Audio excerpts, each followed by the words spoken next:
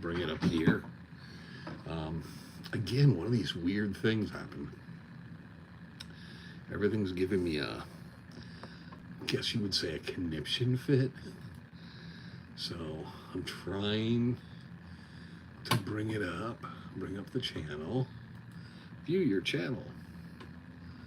Okay, bring up the live feeds, and it's not showing me the live feed. See, this is what I'm hating. What is it doing? It's not showing it to me.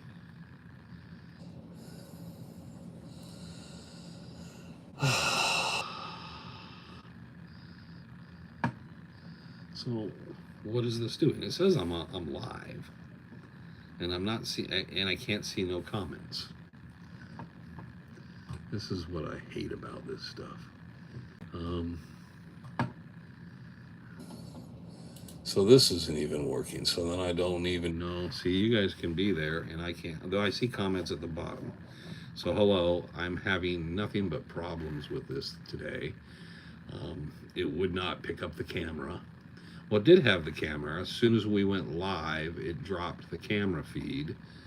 And so then I went through, I tried to reboot everything to see if the camera feed would come up.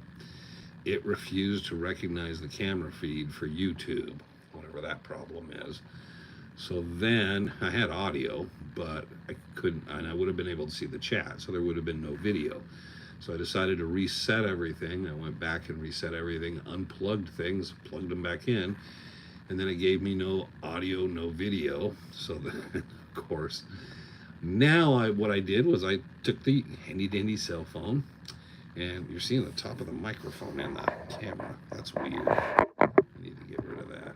But so I decided, okay, I'll just use the cell phone, and we'll cut it a little short because I only have so much battery on this right now. But I figured, okay, I'll get that done. And then as soon as I went to do that, I can't get the chat up. So if I could get the chat up, I could read the chat on the screen in front of me. But right now, you guys are like very, very, very small lettering down here on the bottom of the cell phone. So to be able to see me, for me to talk, to do this, I can't read what anyone's saying. So I'm trying to bring it up. I don't know why it won't come up. It says I'm live. Let's see if it's me. Okay, there I am. Great. Okay, there I am. Okay, so I'll turn this down. And let's see if I can expand the chat. Pop out chat. And there we go. All right. I guess this should work, even though the screen's different. Trevor has the screen set up so it's black with white font, which is much easier. Oh, hey Frog. Hey Attaway Girl. Hey AZ Gold Hunter. Hey Glenn. Hey, what's up? So now I can kind of see you guys.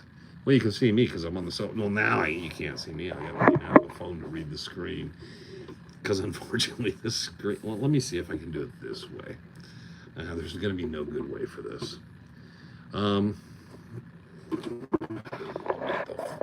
Let's see if I move this back, and then that gives me room here. Yeah, all great plans, right? Asbury Park, New Jersey. Huh. Bruce Springsteen.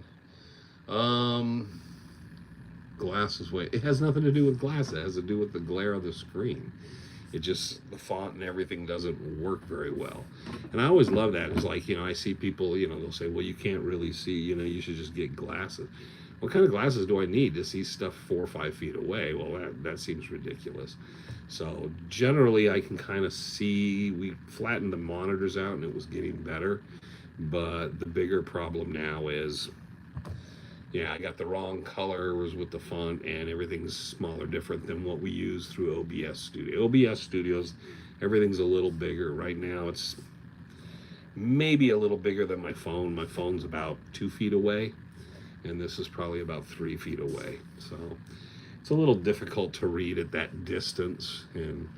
But I think I got everything kind of. And then the other problem, just to add to the misery, is you know how the mouse, you're using the mouse and then the little arrow pointer disappears behind the screen. You can kind of see where it's at behind things, but you can't get it to work because you can't see click on things. That happened. So then I'm sending Tyler out for batteries because I'm wondering if the batteries are going dead, what's going on with the mouse. So we're having the problem with the mouse. So I'm going to put the new batteries in the mouse and then probably this weekend test run some stuff and tell Trevor I want him to kind of go. He won't be back till Wednesday. And tell him I want him to go through this whole thing and tell me why we're having so many problems. We had some smooth going, and I think everything was operating pretty good, and then it just got so complicated that even when he's here, it's just we're having problem after problem. It definitely started in the end. Last week at the end, we were rolling right along, and then it just, everything cut out. The feed and everything decided to stop. And when YouTube decides it's had enough, it just finishes the recording and then uploads it. So it doesn't give you any warning. You have to look around and realize that you're gone because we're recording and streaming this through a different source than YouTube. And it goes into however it goes. But so enough of that. And by the way, I don't even know. Oh, I can't tell the temperature because my phone's being used, but it was 112, 113, 114, so it's probably around there. Death Valley's warmer. It's about 120, 121 today, so there you go. So just when you think it's too hot outside, there's someplace warmer. Let's see, what is everybody saying? We had Asbury Park, where grasshoppers in your eyes. Well, no, grasshoppers I could see. Got a new phone, a cold beer. Let's do this as best as we can. How you doing, everybody? Margarita. I know I'm not a margarita person, but man, a cold beer would be good. Entire state is a fireplace. Yeah, it is very, very warm. It's Arizona. Yeah, that's usually what you say, is just it's Arizona. And of course, when you first come in, Trevor hates this. The studio monitors actually cover up part of the bottom quarter of the screen. So I literally have to go like this to look behind the screen to see anybody post. So we'll get onto some of this stuff. Last week we talked about Arizona's Lost Monuments, Mines and Monuments by John Burbridge. There's a picture of it. It's a nice little pamphlet booklet. I recommend it if you can find a copy out there. If you see one out there, grab it up. It's worth it. You're not going to probably spend more than $5 or $10 on it, and it's going to be well worthwhile. John Burbridge did a lot of stuff. He worked with Barry Storm and a lot of other people, with Erie Schaefer and the people with the fish map. Incredible guy. Spent a lot of time. There's a lot of things he discovered, the superstitions that are not there anymore, that I wish we had the GPS for where they were, because he was one of the few people that was just kind of completely off the trail, just cutting bush all the time. And it's an excellent book. It's in different colored little covers, but Superstition Mountain Museum used to print these, but I don't know if they do anymore. Haven't seen one for a long time. Another cool one, Thomas Penfield. I own his collection, and this is his treasure symbols book, signs and symbols. So haven't really been through it. I got Kenworthy's too. They're all different. All these guys that tell you about treasure symbols have a little bit of different take on it. It's kind of a neat one to find. Now that I have the whole collection, I got 3 filing cabinets of his stuff. But it's kind of neat to have a couple of his books and stuff. Penfield was really into this stuff. Here's another one if you find. It's always cool. It's Doc Rosecrans, Ludwig Rosecrans, his Spanish gold. And it's kind of his little thing on the Dutchman and stuff like that. Oh, what's in there? Oh, it's just a, but it's another one of those little pamphlets you can find. The museum used to do a really nice job of reprinting this stuff and putting it out for like $5 a pop, and they quit doing it. Here's another one, and I know a lot of people probably have this. This is Barney Bernard's.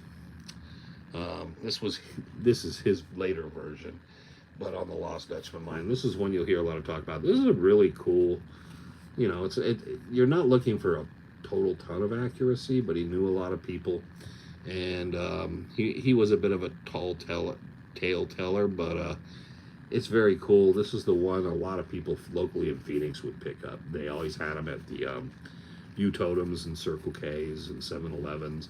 You'd see they'd always be sitting a lot of places. They were really pretty common, and I know he printed tons and tons of these. I don't know if anybody prints these or anything, whatever happened with these. So they're very cool. If you see one, pick them up. They come in just about every color of cover there is.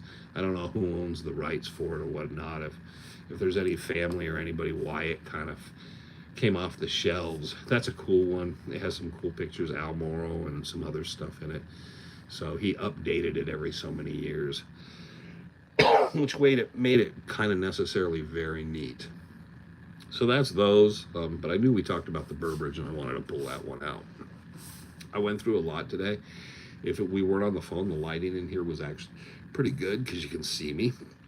I set that all up. I set the chair up higher so it would be better on camera with the screens. Made some changes so it would be better because I was like, okay, last week we fell off, but this week, and then I had the microphone set up so it would be right under here so we'd have the best audio possible.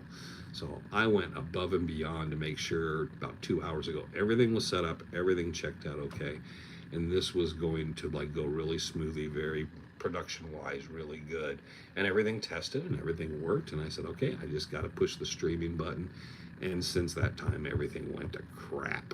So there we are. Sorry, I'm having to move the chair. The chair doesn't move very well on the carpet. But got the keyboard tray in too. So I started with that and put the mouse out so I wouldn't have to be messing with that drawer. Let's see where I'm going now. Tim Page said, hi, Wayne. There I got. Hi, all. Debbie Thomas. I love these. Start watching Blind Frog Ranch. Burning Man. For real around there. I don't know. Does it even get as hot at Burning Man as it does here? I don't know. The hottest it ever got in 1990, I think it was 122. I think I got 120, 121 in 95. I remember that day because I'm trying to remember the guy's name.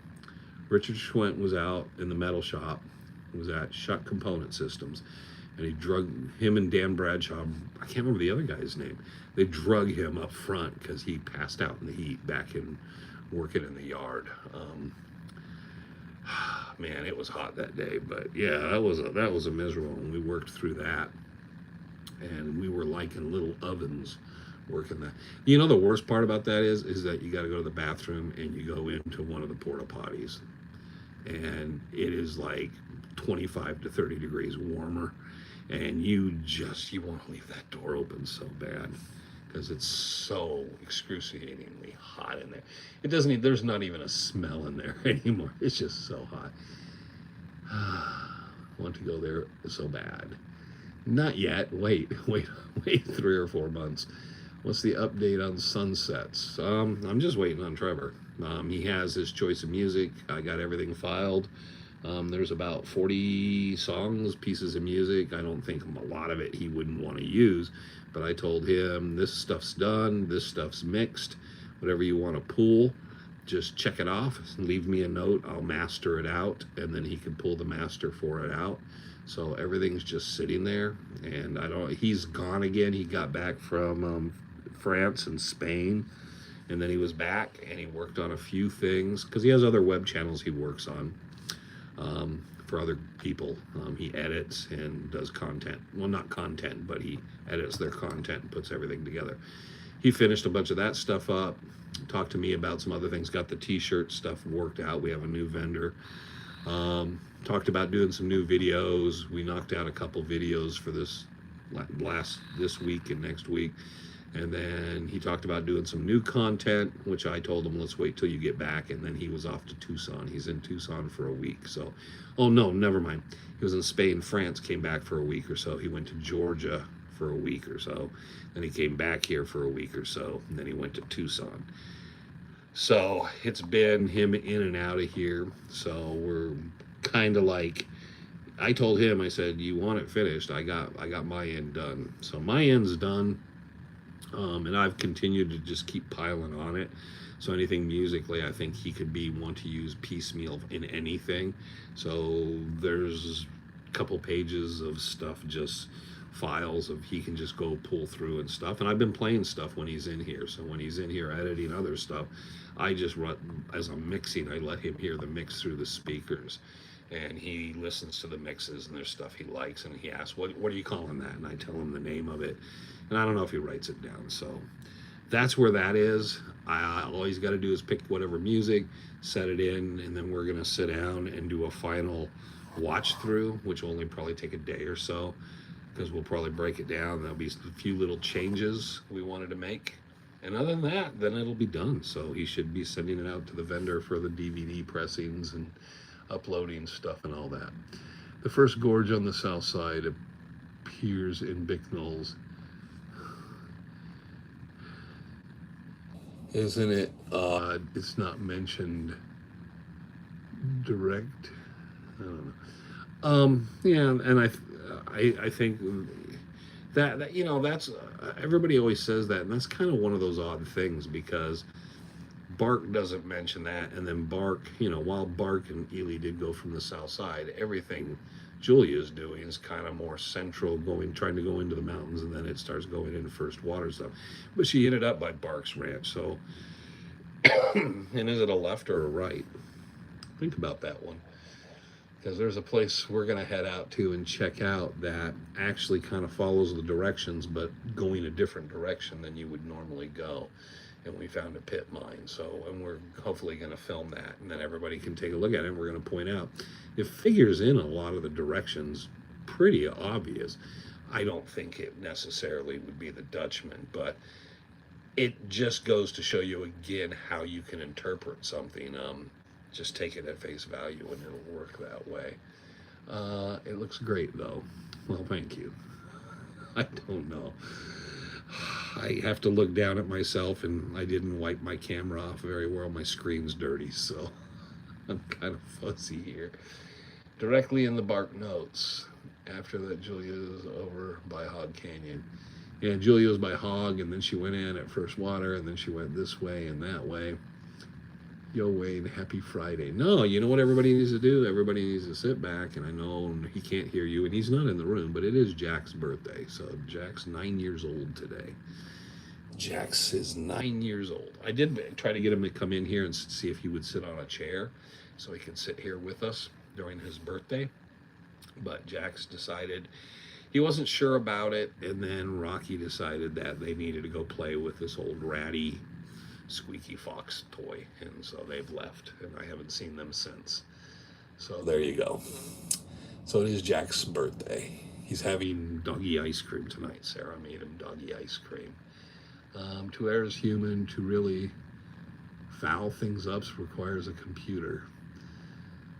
Well, you know, it's just the way it is. I don't know.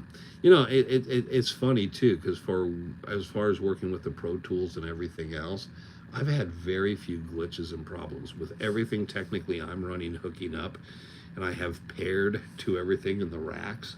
I've been running everything just fine. I haven't had a single problem. I listen back. There's no hiss. There's no buzz. I got the filters in right. I keep adding to this because I realize I can keep adding components and plugging components in. So let's say I want to record through the line 6. I can just like click, boom, and it's gone. Oh, I want to record through the Fender Champ. I can just click down here and do this, and it, boom. So I'm finding the technology. I love technology when it works in your favor, and everything seems to be functioning, working really well. And I would say the last couple of weeks, a lot of stuff I've been doing in here and trying to accomplish has worked out really great. And I don't have any complaints about it, except for the fact that my screen just it just went no signal. That's so funny. As I'm saying that, but that was just going to sleep. But it's funny that doing the live stuff through YouTube and stuff has been where that problem has, and it's been an increasing number of just odd problems. Unfortunately, we got the phone today. I took too long because I decided to try to reboot a couple times because I would prefer to do it through the webcam and the microphone. and I'd really like to kind of like sitting here understand what the tick is that's causing the problem. Trevor doesn't want me to go in on the weekends and stuff and do like 10-minute live jump ins and stuff because I want to test. I want to test and kind of see and keep fine tuning it. And he doesn't want to do that. He keeps saying he'll get to it. So I probably, while he's gone this weekend, there might be something I just come in and do real fast, and I'll just leave up just to do some live spots, just so I can test this stuff. Enough about my stupid problems. One of the most specific clues is the trail from the board house. The board house is a good clue. 122. It's never been over, I think, 121.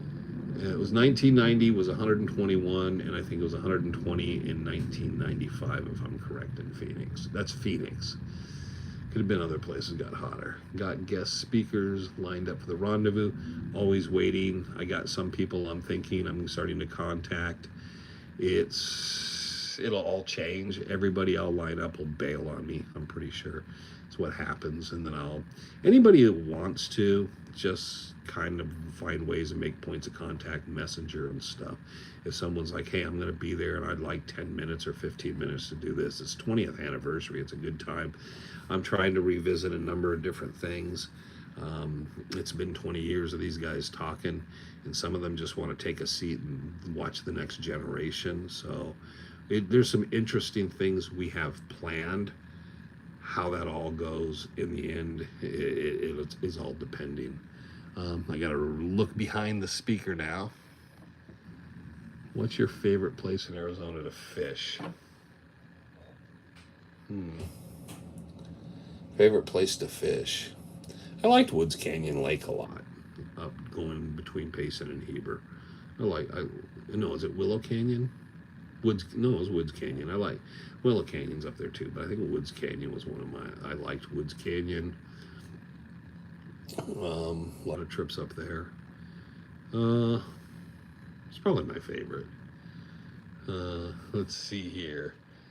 Speakers. Okay, now I'm trying to get back behind that speaker. I just got Glover's book that Al Reeser thought Hog Canyon was the first gorge, which of course it is.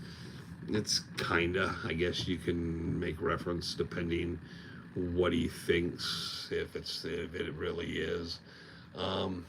Yeah, which book? Because Glover wrote 4 books, so I don't know which one Glover's books you got. And I don't know what's always in them. I know the Golden Dream may be the better, which is probably it's in that, but the other 2 I don't know as well because they cover the same material at times, and I don't know, they weren't as concisely put together. I like them, but it's, one of the problems with, I liked Jesse's revision. What was it? Jacob's Trail, or Dutchman's Trail, and Jacob's Trail, and then became Dutchman's Trail. I like the second one better because it kind of fit better. It flowed better. I know these guys, it's kind of a personal thing for them, how they want to put it together. I miss the authors before 2000 seemed to be trying to tell the history and kind of the overview and get as much in the books and kind of talk about their searches and what they found and some of their thoughts and feelings on stuff. It seems since 2000, and I'm not adding Thomas in here in those books, but ever since the early 2000s, now it's everybody trying to post to how they found the Lost Dutchman, which I don't mean to sound hard or callous about it, but there's like 500 of you, and about 100 of you wrote books, and it's like you're all in different places. So when someone says, well, you really don't believe them, well, kind of got a little problem there. So with that, we're at the hey Wayne, I can't see who you are. Are you familiar with ordering LiDAR? No, the LiDAR wouldn't do much good out there. There is some satellite LiDAR imagery stuff you can use, and the superstitions, I found it. The weird thing in the desert out here is nothing really gets buried very much unless it's thousands and thousands of years, so far as the Dutchman and stuff. And we've had enough fires and everything's been burned up and people have moved stuff. the aerial photography is probably one of the better ones, and the best thing you can, if you can get into the right archives, is being able to look at them from year to year. Now the problem is they're black and white till sometime in the 2000s, which makes it difficult. But the last 10, 15 years have been nice because they're in color, but then they change the color grade of what they're doing. But it does give you a view of what you're looking at. Um, Unfortunately, it's like everything else, and plus, whatever satellite lidar you can use, the reflective surfaces and so forth in the superstitions don't always work out so well. It's like ground penetrating radar. You're on volcanoes and volcanic calderas, so everything you use, if you illegally go out and take certain equipment out there that you shouldn't, and you use it, you find it doesn't work just the way it's down even to dowsing rods, because there's so much underneath you don't know that's there. And there's a lot of ways there's no way to access it unless you get lucky and find a vent or a tube that you can get into in a cave that you can access some of the other stuff. But there's so much open hollow space in those mountains, it's unbelievable. And so I don't know how good a lot of that stuff would be. I mean, the mercury readings are pretty good, but then they have the high concentration of mercury readings over there, and then they say there's no gold. So go figure that one out. Treasure trails. Is that the third one? Is that third one? Hey, Wayne, are you familiar with, okay, order is your opinion the mine 200 feet across or 200 yards? Are you going by the profile map stuff?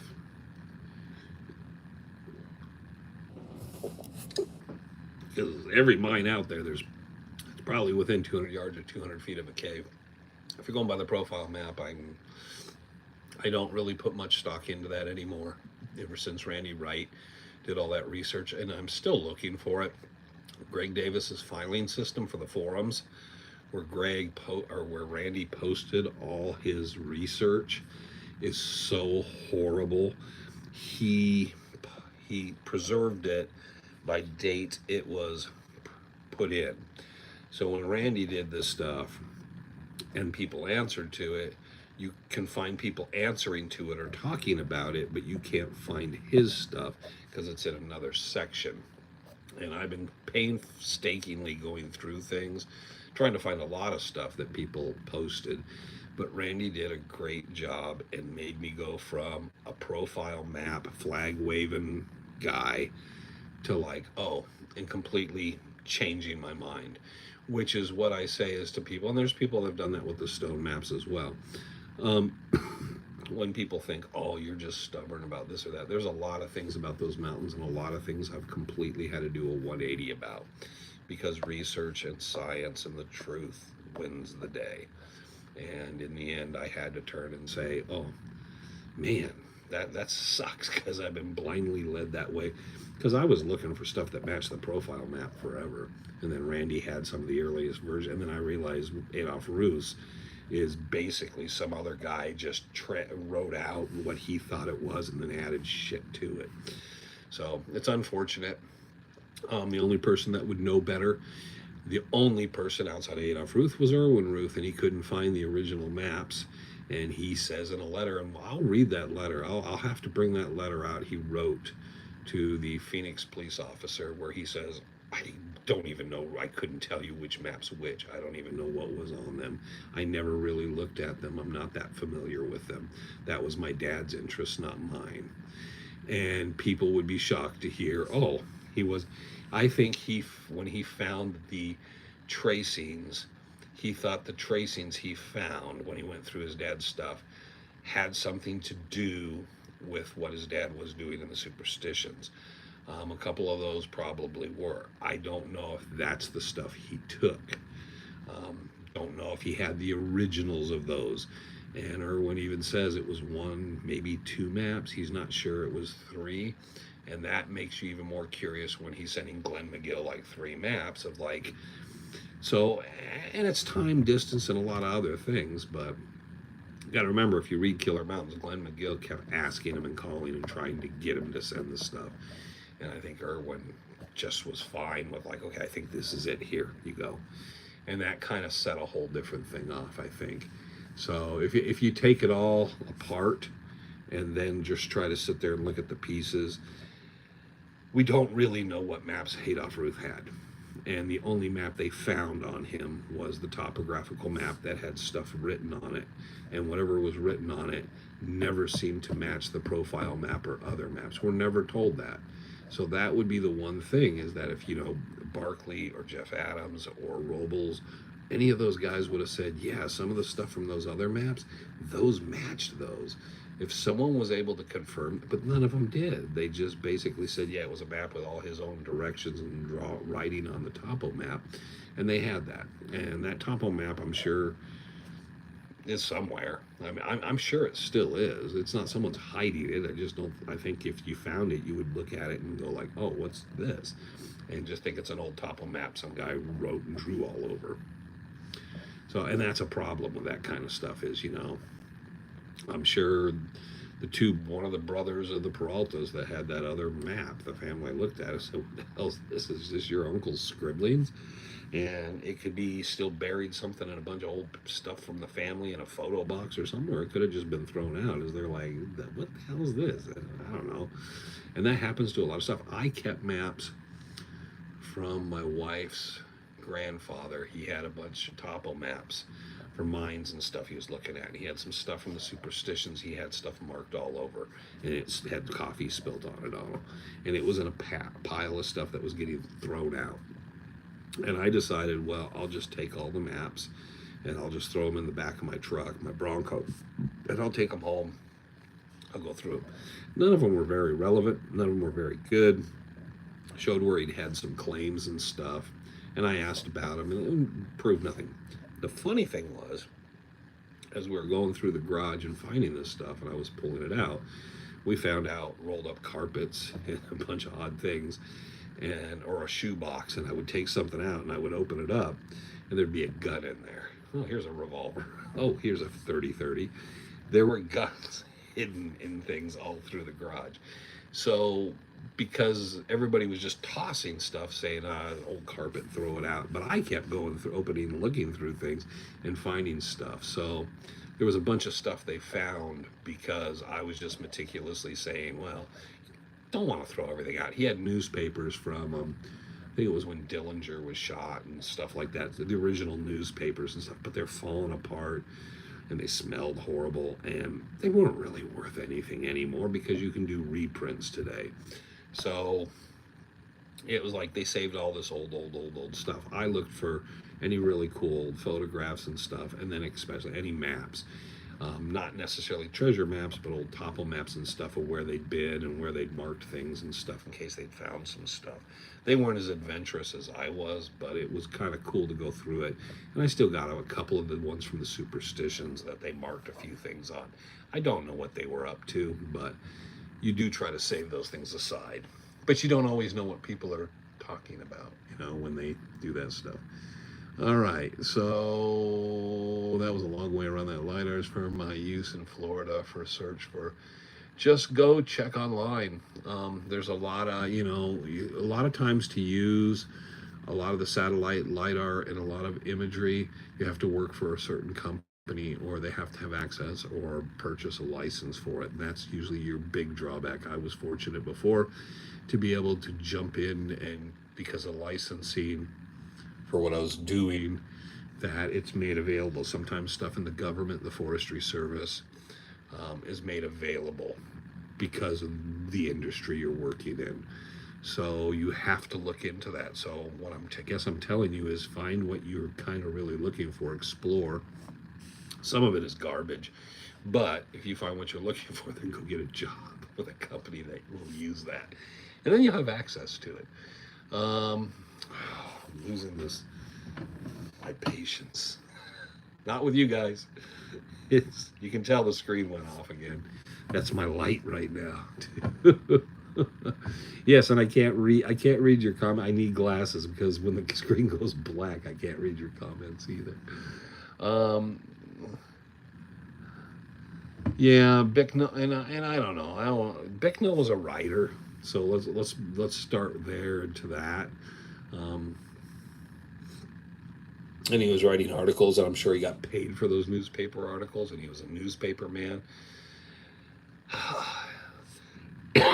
So I'll kind of sit with that. And he was looking for, I think the big thing he was looking for was the two soldiers, um, two French soldiers, mine. And then I think he tied it into the Dutchman. And then Bark and Ely later did too, which I'm not always set sure that's all the same mine. There's supposed to be like 8, 9 Peralta mines. Come on. What's the best Indian stories about the Lost Dutchman? We'll get to that in a second. Articles on both yards and feet. Interesting that you mentioned how the profile map is. Okay, Bicknell was full of sheet. Okay. Yeah, look at Bowman's here. Afternoon, Wayne and all. Hey, Dallas. Will there be another ghost hunt? Yeah, I want to do something this year. I want to do something a little different than that, since that's, and we'll talk about that in a second. Indian stories. The best one is probably, I think it's Phil LaBarge or Martin Charlie Boy is out there with his son, and basically what happens, Indian says you went over this spot, and it's not that a wagon could ride. He was saying it's, you wouldn't have never known what you went over that pit or that open mine that was covered. That's one of the best ones. There's a lot of them. Only a handful of them were ever presented. If you go out to the reservation and talk to someone, they're gonna just stare at like, "What are you talking about?" Because that's not a thing, for them. Uh, the Lost Dutchman mine, that's not their big thing. In the Peralta Massacre, that's not another big thing for them. That kind of oral tradition, history, and stuff doesn't get passed down a lot. So, and I got my favorite story of the superstitions with the Apaches is where we were. I think we were up in, we were in Willow Canyon, and we were just off going up along the ridge, and we were just hoofing it along, bouldering along, and there are these two guys sitting there completely like just lost as you could be, and they're sitting there and they're like, "Hey," and they were so happy to see us. Me and the guide's name was Terry, and they're like, "Hey, what are you guys doing?" And they're sitting there, they're like, "Hey, we're freaking lost. Where are you guys from?" And they were from Peridot. And I was like, "Oh, well, out in San Carlos, out by the res." And yeah. And they like, "We wanted to come out and see what all this was about. He got a book and we wanted to check it out, and we're lost. And, yeah, we don't know where we're going." So I was like, "Okay." And Terry told them, well, he knows his way around, so I'm just following him. So we decided, they decided they'd follow us out. We'd get them out. And then they produced, I knew why they were kind of lost and having problems then, is because they also produced a pipe and they wanted to smoke some hash. So everybody's smoking hash and wandering around in Willow Canyon, which is kind of common to a lot of it, for a lot of people and stuff, and about a lot of that stuff. Okay, Dallas and jumped in. Still looking for the little bit of gold. Okay. Okay, and Dallas, you read the book Hispanic Arizona by James Office, a really cool book. Mentioned about Peraltas and anything of north of the Gila either, yeah. Someone was out saying about the ghost hunt. So, Chasing Legends, which we do Mondays, is separate from Legends of the Superstition Mountains, which is separate from the lives. Those are kind of, and then we do the historical, archival type stuff of old films. We have different things we do, so everybody's aware of that. So Chasing Legends generally does 1,000, 1,500, maybe 2,000 views an episode as we pop them out, real views, and we don't put any money in it when there's no bots here. Maybe that's our bumper sticker, no bots here. So that's the way we run. The most viewed up until about 2 weeks ago one was the Mogollon Monster, which my Mogollon Monster story, which isn't really supposed to be about the Mogollon Monster, but we tagged it that because that's what people would think of it. And that had about 9,000 views. Now the new one is, we got a huge bump.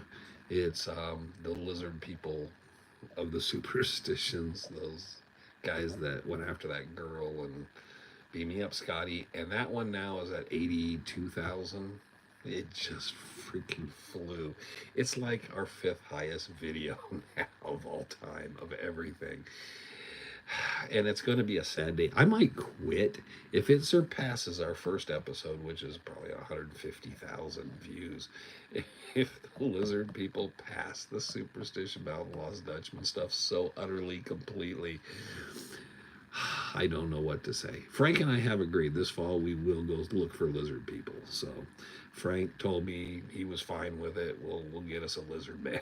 So if you, I'm not going to say when we're going to be out because Frank's going to be gun happy, but we're going to go out and try to take us down a lizard man. So hey, lizard people, if you monitor this, you watch my lives or anything, you're in for it because we're coming for you.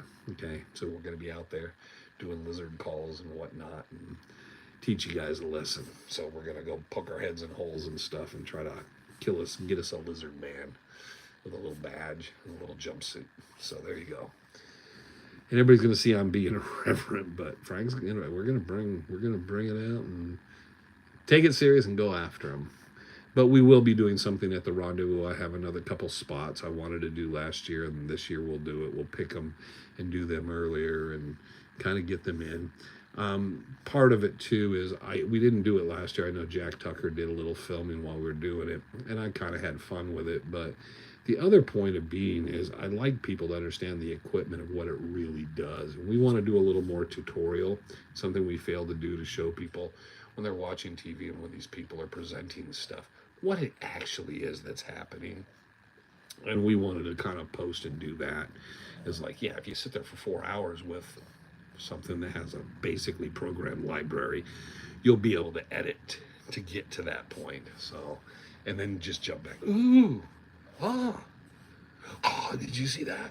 See, I can do it. So, pay me, put me on that show. No, I wouldn't act that way. I'd be like, really, dude? Bigfoot live, and have you ever seen him? No, someone's, as soon as the lizard, no, we get 40, 50 comments per video. The most comments I've ever gotten is 100, 150. I got almost 600 comments on that lizard thing. I've been talking so much lizard and Bigfoot stuff, I don't even know which way is up anymore. And it's 50% of the people are just having some fun and enjoying the lizard stuff and the story and the urban myth. And then there's the people that really think that, hey, you guys shouldn't make fun of the lizard people. They're real. Okay. So there's, okay. So anyways, we're going to go search for lizard people.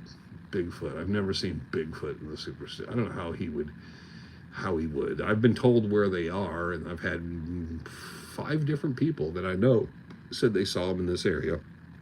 We saw a footprint. We filmed it, but we've never seen anything. I don't know how he can survive. Unless he's going down to the McDonald's and getting burgers at night or something. I don't know how he'd pay for them. Kill Gold Prospect in San Antonio, Texas, where every day is a golden day. California is hotter than jalapeno peppers. Depends what peppers you got. I can't get any of the Historical Society on eBay. Burbridge booklet is $40. Damn. Maybe I need, what? Maybe I'll tell Trevor we need to print some up. I got a good copy. Maybe we need to make it available. Greg has 50% of the Burbridge collection. So I will talk to Greg because I think that's part of the Greg Davis collection. If Greg's okay with it, we'll start posting the material that's in it. We'll try to do that because it has photographs and stuff. The photographs aren't great, but I'm just trying to, I'm looking for a little bit of gold and not much in it, but buy supper. Now you guys can, okay. Maybe Sal invite those 2 Martians or aliens he encountered. I don't know what, the little men. They're not Martians. They're little guys in vests, and they didn't age. That's what he said. What's my opinion on that encounter? Sal's my buddy, man. Sal's my buddy. I listen to Sal. Does anyone know the location where the 2 soldiers' bodies were found? Yes, there's a grave for one. The other is undetermined. It was out towards Bluff Springs, Crystal Springs. So it was more that way. So it was further west and north. Someone ran across them there. I don't know how much further north and whatnot, but the one grave is there. It's out northeast of the quarter circle U, and it's marked. It was marked. Some people decided to dig around it a couple times, and I know who they are. I think they're pretty much bitches for doing that. We know where it's at. Someone else dug it up, confirmed they're there. Why do you gotta dig it up? What an ass. But anyways, we did that, and then it's been looked in on. Figure if someone, there was the decision of either we need to go out and take some cement and do something to keep them from moving the rocks and trying to dig there, or we just need to make it so nobody knows where it is anymore. Just eradicate any sign of where it's at. But I do know where it's at. I've been there quite a few times, and we've restacked the rocks there. More serious, have you ever seen a UFO in the Superstitions? No. Well, no, there's the hopper light, but I didn't see that. It came out on the camera. That was weird, up on the ridge. And the fact that nobody else saw it was really weird. So, no, I've never seen anything like that. The stick man is all I got. The stick man, and then the picture. We'll see. And of those things, the weirdest things is the photograph I took at the Lost Dutchman Mine store, which no longer exists. It has that mist figure. I don't know what to think of that, because I went out there and I have 8 or 9 years of the same day at the same time taking pictures from the same perspective, and I can never get anything even similar to it. Not even close. Not even any. And that, the stick man, and then the hopper light has to be up there, because I didn't know that. I was just standing there. I remember it was Dan and Bob were up there, and I was just like, hey, can I get a beer? Thomas Glover was speaking, and I said, hey, do you guys got a beer in the truck? I can grab a couple beers. And they're like, yeah. So they gave me a couple beers, Bud Lights at the time. Wings Jack's birthday boy. He knows that's his birthday. Came back over. But anyways, I took the beers over. I set them down at the top of the amphitheater, and I wanted to get a couple pictures of Thomas Glover as he was speaking down below. I was taking the beers down so we could have a toast when he finished.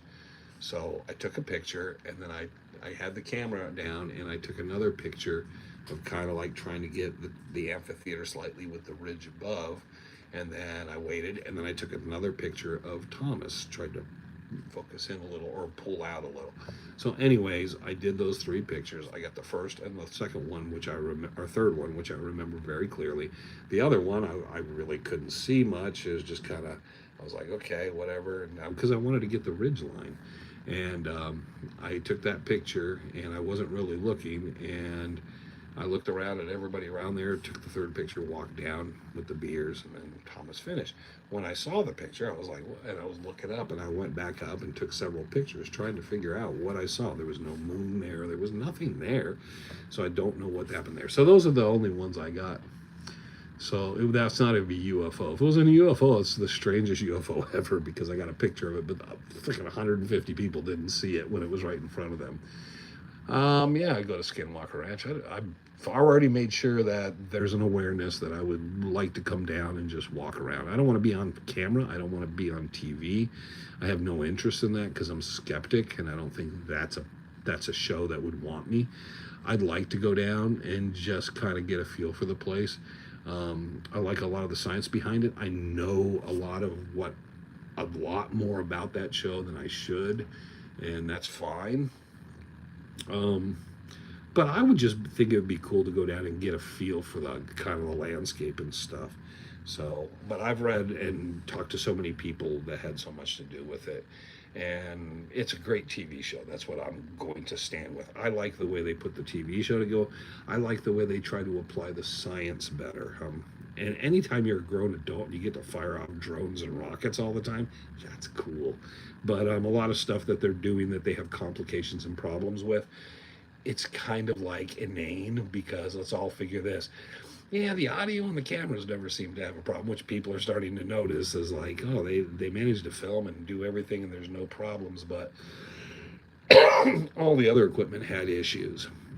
So, and all that's doing it's not even, all that stuff's not even hardwired. It's just, so it's a TV show, and I think they do a really great job with it. And so, all the more power to them. I do not like the show that follows up. Most of the time, I think it's just kind of silly, and it's just kind of like it sometimes can give you enough to be a little interested in the site, but it's just the investigations. I wish they'd do them like more in-depth investigation and take two shows for every episode, if you know what I'm saying, to have a part one and a part two to give you more time. But I think sometimes they're not as interesting as they like to make it sound. My walk, I love Desert Chuck. Okay. Um, yeah, Scott Walter. You know, it's funny. Scott Walter probably never pulled more than 700,000. I'm not trying to beat up on him, and I've heard a lot of things about him, and I know people that know him, and I know some people met him and said he's pretty smart. But he, he's doing his Knights Templar and freaking America travel tours and whatever else he does. There's a reason that guy rarely ever appears on television anywhere. I don't know how they got him to pop in. He wasn't there when I was down there for the 3-4 hours I hung around. Maybe they knew better to have Scott around me, because I would have probably kind of just been my dickish self and probably really annoyed the hell out of him with some comments. But if you had to ask me, one of the worst Lost Dutchman episode programs ever put out, the one that he did, and that's not his fault, that's his the production company. But the people that knew him, I was kind of like wanting to be like, okay, he was kind of an ass to me, and he kind of like, I don't know, some of it was on him, and then I was kind of like, maybe I'm just being a bit of too much of an ass. So I talked to a few people that knew him and dealt with him, and they kind of made me feel like that's just how he is. And I was like, okay, whatever. More power to him. I bought his book. So no matter what he could ever say about me, I watched his show and I bought his book. And I was like, he should spend 10 minutes with me for having to read that book. He owes me for that, his textbook, which I found really cool. But I was like, holy crap, it's like one of his episodes. I could have watched it in a half hour and got everything I needed out of it. But a writer that grabs your attention and holds it for 200-300 pages, he is not. But yes, I'm not a big Scott Walter fan. Can you give your thoughts on the Les Paul guitar? We'll jump from Australia. The Peralta maps are real. Okay, Joel, they're not. Well, they are real. There's real maps. They're just sitting in there, and there's 2 different full-size sets of them. And bears, have you seen them in the Superstitions? Yes, there was one down by the quarter circle you used to show up on the game cameras by the boneyard. I don't know if he's still out there. Eastern Superstitions, there's more bears. But there used to be an old, he wasn't an old one. They found out he was younger. There used to be one hung around the quarter circle U. Okay, hold on. I'm just trying to catch up everybody. Bears and Superstitions. Peralta stone maps. Nah, I've been through so much on the stone maps. Can you give your thoughts on the Les Paul guitars? I think they're the best. Epiphone, not Epiphany. Epiphone makes really, a guitar is whatever you like. So if you pick up a guitar and it feels right and plays right and it's the neck and everything fits right, then that's the guitar you want. So don't pick up the worst thing you can do is pick up a guitar and just say, I'll get used to it. That is the worst thing in the world. That's all I'll tell you is if the guitar, if you feel you need the guitar, you pick it up. Because I've told the story of the 62 Strat. Took it, felt like crap, felt like a dead piece of wood in my hands. I put it back up. Some other guy bought it for $7, $8, $9 grand. I went over and I bought a $700 Telecaster that I still have and plays really nice. To me, it's about purely like where your comfort is and where your level is. I thought about getting a 335 and some other guitars, and I have this Ibanez hollow body up in front of me, and I love the way it plays, and I bought it, and I probably paid $500 or $600, maybe $800 for it. But it's a really good sounding guitar. I like the guitar. I like the feel and everything about the guitar. So it's how the guitar feels to you. So I will always pick up guitars. If I go to a guitar store, I always pick up guitars because I never know when something's going to catch my eye. Les Pauls are different. They're much heavier. It depends, when you look behind me, and you can't see them today, but the Lemon Burst 59 reissue, is weighs like 500 pounds, and if you're going to be standing up with that thing on your back, it's going to just be a drag. It is heavy. It has a tree trunk for a neck and all. I like the guitar, but it's not a good player's guitar for someone to just start playing. And a lot of Les Pauls aren't. I started out on a Les Paul copy, so I kind of feel that go that way. I still stand if someone wants to get a nice electric guitar. Spend if you spend $700 to $900 and you get yourself an American Standard Strat, you will have a good guitar. They make really good guitars. They are right in the middle there. There's some fine finish stuff that you're not going to get, but they're really good guitars. They're lighter. They play just about anything, whether you want to play blues, rock, metal, whatever. They are one of the best all-around, all-purpose guitars for anybody. You move further on, you'll find there's particular things you like about guitars, and those things will come into like, oh, this feels right, this feels right, I like the way the neck's turned this way. You'll find little certain things that feel right. But as far as I'm concerned, anybody that's just like, I want to be like Slash or Jimmy Page and I'm just buying a Les Paul, it's the wrong direction. And I had friends that bought guitars and they were into Charvels and or the was but they were into guitars, and I was like, dude, just get a Strat. Quit, don't buy this for $1,200. Buy this for, you can find a used Strat for $400, modify it, boom. And they wouldn't listen to me, but I was trying to tell them, man, you know that broken Strat will pay dividends, and they're so comfortable and they're so versatile. Um, so save your money. You know, good Les Paul, 5, 6, 7 grand for a good one. But it's stuff that as a player most of the time you're not going to notice, and it's stuff that you're going to have to fight through. Let me also put it that way. Les Paul, sometimes you have to fight through it a little more. Um, I can play almost any Strat right off the rack. They just feel, Strats are funny like that. They're just like this every man's guitar, and they're really nice guitar. And I have a few because I like them and I go to them, but then I go away from them. Sometimes they're, when I'm frustrated, they're the really perfect go-to guitar. And the American Standard I've used for tons of stuff. The left-handed neck one I got, and then I got a black one somewhere in the case. I really like them. Recently, for whatever reason, I've been a PRS guy. I've been playing the Paul Reed Smith the most. So, but I did grab out a couple guitars. You can't see it. And today I was going to talk about, there's a Ibanez hardback over here. It's tuned to Dadgad, which is DADGAD tuning. And, you know, I got that out, and then I got the Ibanez hollow body I was talking about out, and that one's tuned to Open G. And so a lot of times, you know, if you came in here and picked up a guitar, you'd find they're in different tunings because for different things, which is odd to people because most people are just fighting to keep it in standard E tuning. But I like different open tunings because I think the chords that that you use with those open tunings, you find unique tones and phrases with them. And so to me, certain guitars kind of do different things and fit certain roles better. And I've been very happy with the general work horse of using the PRS right now. So the PRS has been my workhorse. The American Standard, actually, I went to use my Tobacco Les Paul and it broke a string, and rather than replace the string, I just grabbed the PRS. I said, I'll fix the string later. And the problem with that is I generally use really heavy gauge strings, 10s and 11s, and that hat was set up with 7s, and I hadn't changed the higher strings, but I break strings very easily, and I broke first. As soon as I started to try to warm up with it and get the neck warm, I broke the string, and I was like, hell with it. But thank you for reminding me, because I got to go do that. Go to Skinwalker at night. Well, I need permission first.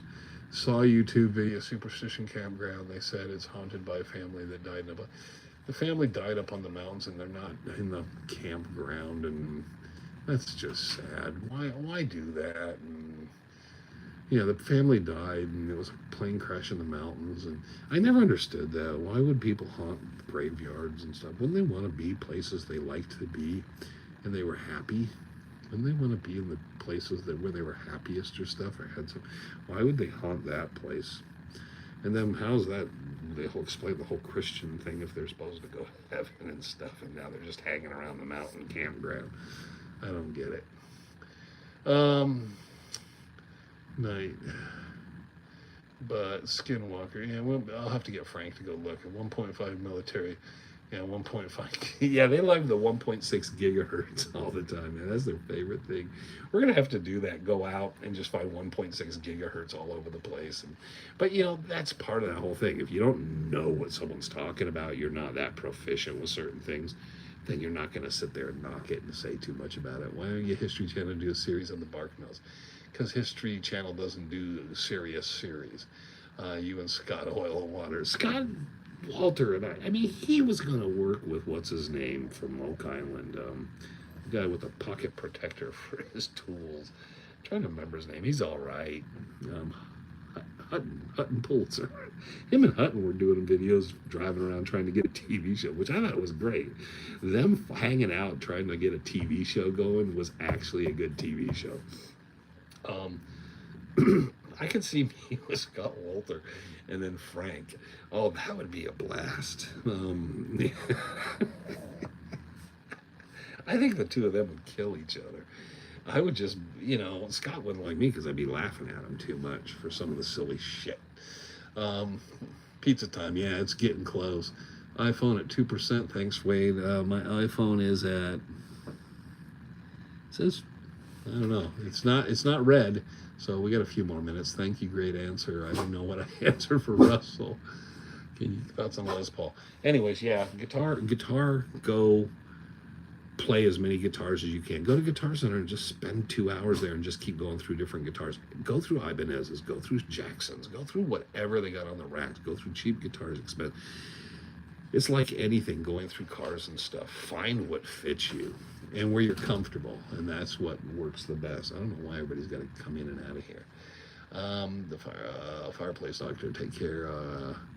Text me sometime, buddy. If you ever decide to donate some of your axes, I won't turn them down. People take donations of guitars. I'm a drummer. I love PRS. Every time I play, the guys who have them do have they have a really nice tone paired with the right amps, and you don't need a lot of effects. They are nice guitar, and they're very simple guitars. I wish we were doing the normal thing and I had the camera and I could show it, but there's only a couple knobs and one selector. It's just it's like, to me, a little bit of a Gibson Les Paul. It's a little bit of a Strat, and it's simplified. It does have the humbuckers in it though, but it's kind of neat. And then you get the birds down the fingerboard, but very interesting, which is something I don't know if anybody can see here. See, like, and then you got these guitars. So many people like to know where the frets are, your fifth fret and stuff. Yeah, you need muscle memory to play some of these guitars because there's no dots, there's nothing on them whatsoever. You don't realize how much muscle memory you have till you look down and realize, oh, there is no reference on my fretboard on this guitar. It's just there. Okay, I'm trying to get down to the bottom here. Sorry, guys, if I'm going out of the camera or you're getting a weird view of my neck. I want to head out to the museum soon. Okay. Stay safe, stay free. Hey, Bowman, hope things are going well. Yep, thank you, everybody. Check out the Dragon People video. It's at 82,000. Let's see if we can get it to be the all-time biggest video ever for us. Why not disappoint me? We will work on this. If you see us pop up over the weekend, it's because I'm trying to figure out what went wrong and figure out how to quick fix it. It's not so much having someone's technical support. It's more now, to me, what is causing the problem, what's interfering with everything here. So I want to do that and get all that done. But again, let's put out the shout outs from everybody. Happy birthday to Jax, because he's 9 years old today. I married into a PRS thing. Helped Paul start the original location in Annapolis. Do you do tours in the Superstitions? No. I've also never lost anyone in the mountains, so that kind of explains that. Someone asked me to do that kind of stuff. I don't know if that's, we did the hike. Next year we will try to do a fall and a spring hike again. Coordinate with the Dons and try to do something. They limit us to only like 15 people per group, so we'd have to break up into groups. We're talking about doing something again along that line to take people into certain areas. just because of how you are. I mean, I'm personable enough. I seem nice enough. But if we were going back in the mountains, bushwhacking and doing my normal thing, it's a different person. And I don't really want to take someone that I got to babysit. And I don't like that people that I don't, if I don't feel they're prepared, I really try to warn them. And I'm saying this nicely is because I don't want someone hurt or to have a bad experience.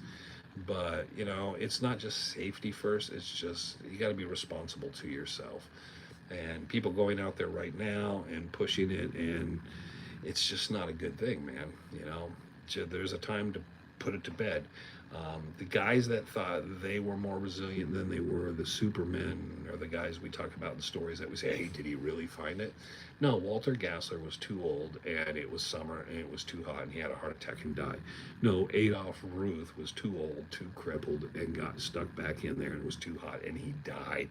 And we can tell that story 7, 8 more times. The 3 guys from Utah went back there. It was way too hot. They were older, not set and prepared for this, and they died. How many times do we have to repeat that story before someone says, oh, you know what, there's a thing with, you shouldn't probably go back. And that sounds like a bit of a dickish thing to say, but it's the truth. And if someone listened to that more often, I mean, come on, be patient, wait. I don't think the end result, they were going to find a mine or anything, but at the same token, they could have lived. And you're becoming part of that. I don't want to be that part of the legend. I'd rather be like the Tom Collenborn. People remember me for talking about the mountains and the time I explored the mountains. I don't want to be the dead guy in the mountains. So, no, that's not the way to go. But everybody always touts that as like, oh, what do you think they found? Well, they didn't find much of anything. So there you go. Jax is getting ice cream tonight, so Sarah made him dog ice cream. So him and Dexter and Rocky will be having their very own. It smells like vomit, but they seem to think it's cool. Thank you. We'll watch. Quartermaster Trail Guide. Searching needs to be fun. Yeah, me and Randy always had one thing, and we're going to get out of here in a second, but I always used to say, if we're not having fun, fuck it. So we always had fun. We always enjoyed our time, even the bad days. We found ways to have fun and enjoy it and laugh and stuff. If you can't see the irony of it, if you can't put your tongue in your cheek occasionally, it's not worth it. It's too short of a life otherwise. Thank you, everybody. I'm going to get out of here because I do have to get out of here. We ran way over, so I made up for last week. There we go. And running late today. I apologize for that. Please, everybody, check out the feed if you came in late. Whatever else happened, join us later. Anyways, thank you for joining us. I'm going to have to remember to cut my phone. I was going to say goodbye by turning the screen off and then just wander out and leave you guys hanging here on my phone. That would have actually been funny. Anyways, everybody have a great weekend. Catch us on Chasing Legends, back into the Superstitions this Monday, and catch us on live next week. Thank you all. Have a good night, and we will see you later, all right? Thanks, and goodbye. I'll figure this out, because I don't normally do it this way. So now everybody gets to see the awkward of, how do I do this? I think I just hit the X. And that's what it says.